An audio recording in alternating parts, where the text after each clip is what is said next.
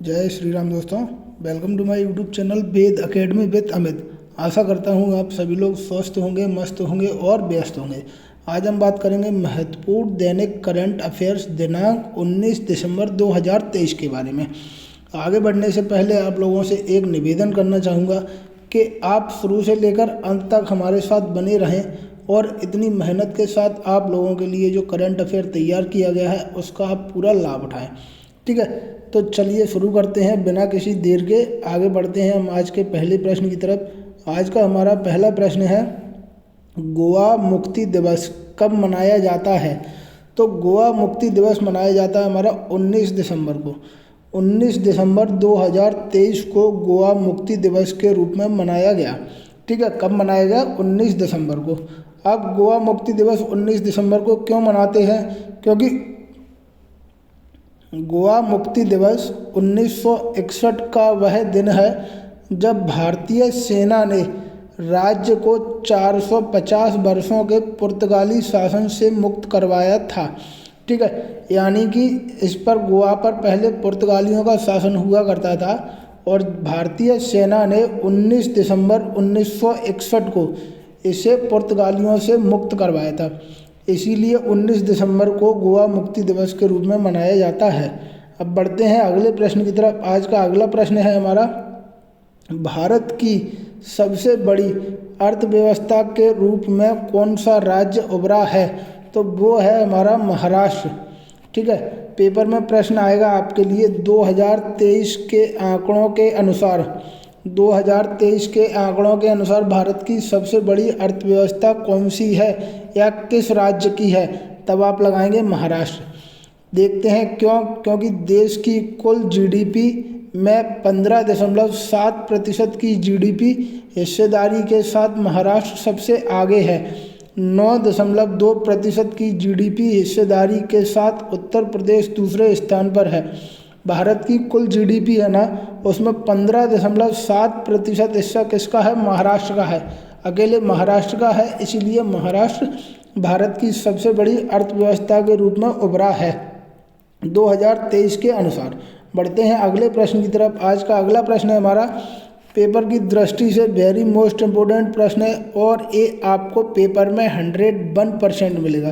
कितना? 101% डेफिनेट मिलेगा। आप इस बात को नोट करके रखना बिल्कुल, क्योंकि प्रश्न ही कुछ ऐसा है कि आईपीएल इतिहास के सबसे महंगे खिलाड़ी कौन बने हैं। ठीक है, आईपीएल इतिहास के सबसे महंगे खिलाड़ी बने हैं इस बार मिचेल स्टार्क।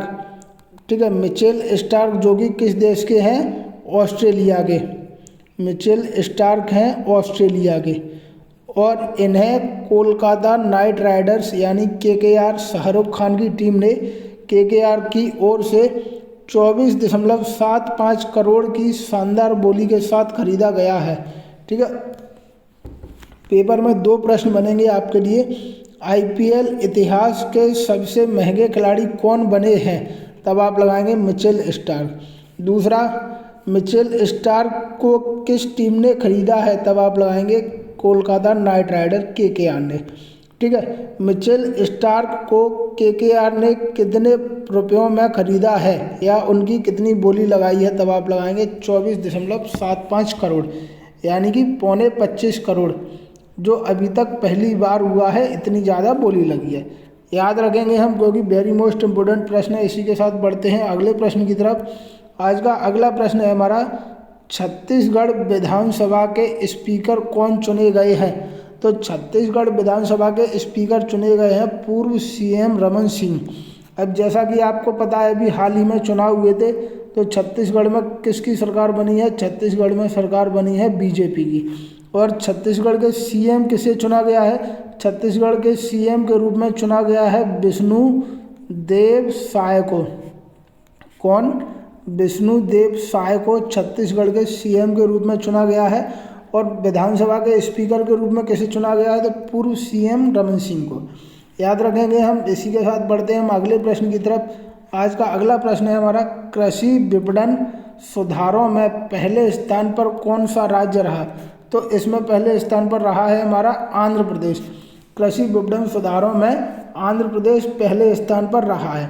बढ़ते हैं हम अगले प्रश्न की तरफ। आज का अगला प्रश्न है हमारा, आज का अगला प्रश्न है हमारा, मिस्र के राष्ट्रपति कौन बने हैं? हाल ही में हुए चुनावों में मिस्र के राष्ट्रपति कौन बने हैं? तो मिस्र के राष्ट्रपति बने हैं अब्देल फतेह अल सीसी।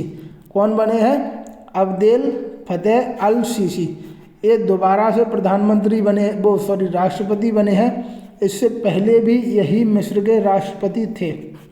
कौन? अब्देल फतेह अल सीसी। याद रखेंगे हम। बढ़ते हैं अगले प्रश्न की तरफ। अगला प्रश्न है हमारा, अगला प्रश्न कह रहा है हमारा, जलवायु अनुकूल संचालन और सतत विकास में उनके प्रयासों को मान्यता देते हुए राष्ट्रीय ऊर्जा संरक्षण पुरस्कार NECA 2023 किसने जीता है?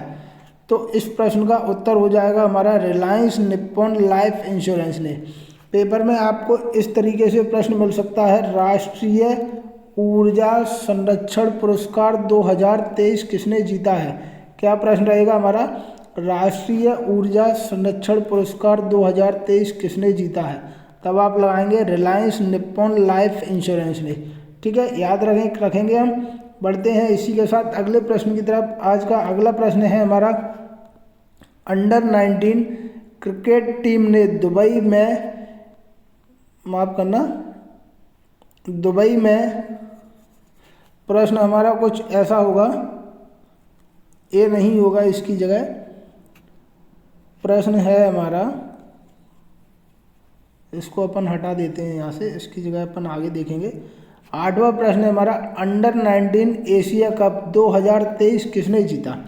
क्या प्रश्न है हमारा? अंडर 19 एशिया कप 2023 किसने जीता है? तो अंडर 19 एशिया कप 2023 जीता है बांग्लादेश ने। किसने जीता है? बांग्लादेश ने। बांग्लादेश ने अंडर 19 एशिया कप 2023 जीता है। अब आगे, बांग्लादेश अंडर 19 क्रिकेट टीम ने दुबई में UAE को 195 रन से हराकर अंडर 19 एशिया कप अपने नाम किया है। ठीक है, बांग्लादेश ने अंडर 19 एशिया कप जीता है और किसको हराकर? UAE को हराकर।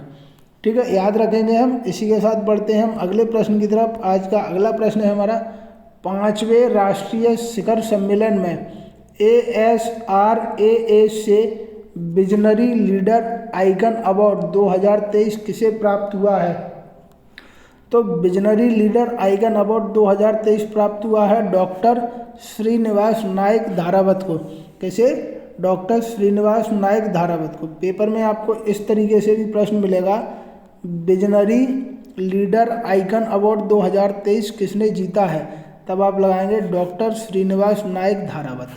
बढ़ते हैं अब अगले प्रश्न की तरफ। आज का अगला और अंतिम प्रश्न है हमारा, भारत के पहले शीतकालीन वैज्ञानिक आर्कटिक अभियान का शुभारंभ किसने किया? क्या प्रश्न है हमारा? भारत के पहले शीतकालीन वैज्ञानिक आर्कटिक अभियान का शुभारंभ किसने किया? तो इसका शुभारंभ किया है केंद्रीय मंत्री किरण रिजिजू ने। किसने? केंद्रीय मंत्री किरण रिजिजू ने। अब ये मिशन है क्या? तो इस अभियान का उद्देश्य नॉर्वे के स्वालबार्ड में स्थित भारतीय अनुसंधान स्टेशन हिमाद्री को पूरे साल संचालित रखना है।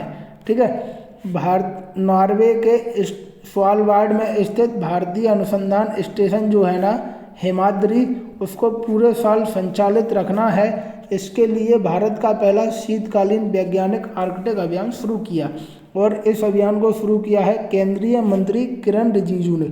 ठीक है, आज का हमारा करंट अफेयर पूरा हो चुका है। आशा करता हूँ आप सभी लोगों को करंट अफेयर अच्छा लगा होगा। अगर आपको करंट अफेयर अच्छा लगा है तो प्लीज़ चैनल को लाइक कीजिए, शेयर कीजिए और सब्सक्राइब कीजिए और ऐसे ही बने रहिए हमारे साथ डेली करंट अफेयर के लिए। मिलते हैं कल नए करंट अफेयर के साथ। तब तक अपना बहुत बहुत ध्यान रखिए। मिलते हैं कल और हमारे साथ बने रहने के लिए आपका बहुत बहुत धन्यवाद।